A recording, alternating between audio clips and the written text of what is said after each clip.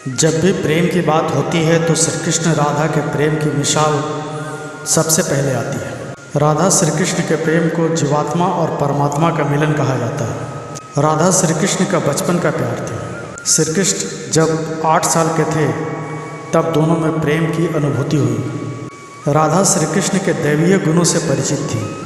उन्होंने जिंदगी भर अपने मन में प्रेम की स्मृतियों को संजोए रखा। यही उनके रिश्ते की सबसे बड़ी खूबसूरती है। कहा जाता है कि श्री कृष्ण को केवल 2 ही चीज़ें सबसे ज़्यादा प्रिय थीं। वे दोनों चीज़ें भी आपस में एक दूसरे से गहराई से जुड़ी हुई थी, बांसुरी और राधा। कृष्ण की बांसुरी की धुन ही थी जिससे राधा श्री कृष्ण की तरफ खींची चली आती थी। राधा की वजह से श्री कृष्ण बांसुरी को हमेशा अपने साथ ही रखते थे। भले ही श्री कृष्ण और राधा का मिलन नहीं हो सका, लेकिन उनकी बांसुरी उन्हें हमेशा एक सूत्र में बांधे रखी। श्री कृष्ण के जितने भी चित्रण मिलते हैं उनमें बांसुरी जरूर रहती है। बांसुरी श्री कृष्ण के राधा के प्रति प्रेम का प्रतीक है। वैसे तो राधा से जुड़े कई अलग अलग विवरण मौजूद हैं, लेकिन एक प्रचलित कहानी हम आपको बताने जा रहे हैं। भगवान श्री कृष्ण से राधा पहली बार तब अलग हुई जब मामा कंस ने बलराम और कृष्ण को आमंत्रित किया। वृंदावन के लोग यह खबर सुनकर दुखी हो गए। मथुरा जाने से पहले श्री कृष्ण राधा से मिले थे। राधा कृष्ण के मन में चल रही इस हर गतिविधि को जानती थी। राधा को अलविदा कह कृष्ण उनसे दूर चले गए। कृष्ण राधा से ये वादा करके गए थे कि वो वापस आएंगे, लेकिन कृष्ण राधा के पास वापस नहीं आए। उनकी शादी भी रुक्मिणी से हो गई। रुक्मिणी ने भी श्री कृष्ण को पाने के लिए बहुत प्रयत्न किए। श्री बाद ही कृष्ण रुक्मिणी के पास गए और उनसे शादी कर ली। कृष्ण के वृंदावन छोड़ने के बाद से ही राधा का वर्णन बहुत कम हो गया। राधा और कृष्ण जब आखिरी बार मिले थे तो राधा ने कृष्ण से कहा था कि भले ही वो उनसे दूर जा रहे हैं, लेकिन मन में कृष्ण हमेशा उनके साथ ही रहेंगे। इसके बाद कृष्ण मथुरा चले गए और कंस और बाकी राक्षसों को मारने का अपना काम पूरा किया। इसके बाद प्रजा की रक्षा के लिए कृष्ण द्वारका चले गए और द्वारकाधीश के नाम से लोकप्रिय हुए।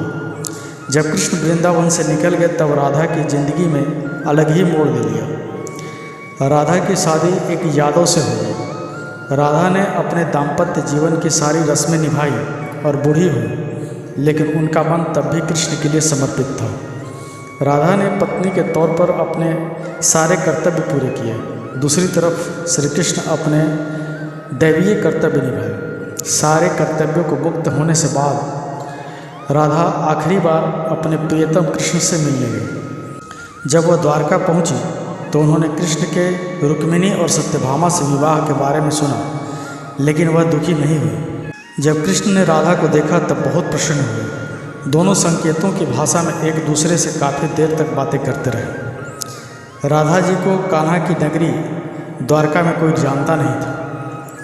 राधा के अनुरोध पर कृष्ण ने उन्हें महल में एक देविका के रूप में नियुक्त किया। राधा दिन भर महल में रहती थी और महल से जुड़े सारे कार्य देखती थी।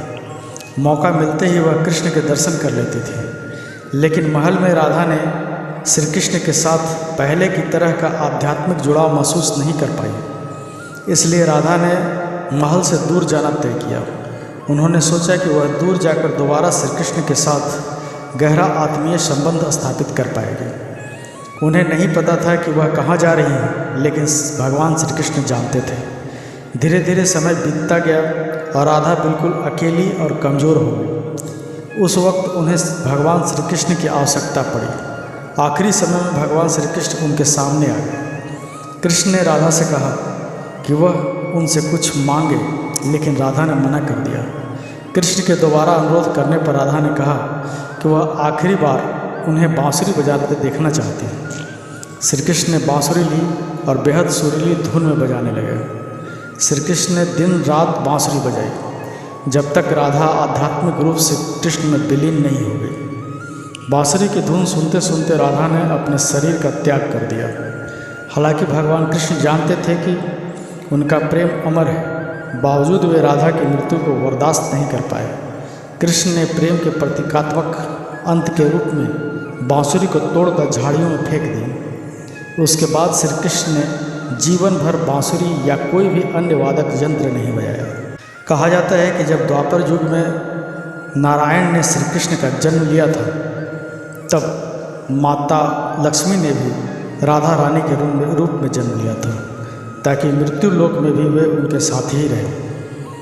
तो मित्रों, हमारा ये प्रयास आपको कैसा लगा कमेंट करके ज़रूर बताएं। वीडियो को लाइक कर दें, चैनल को सब्सक्राइब करके बेल आइकन दबाना ना भूलें, ताकि हमारे वीडियो संबंधित नोटिफिकेशन आपको हमेशा मिलती रहे। धन्यवाद।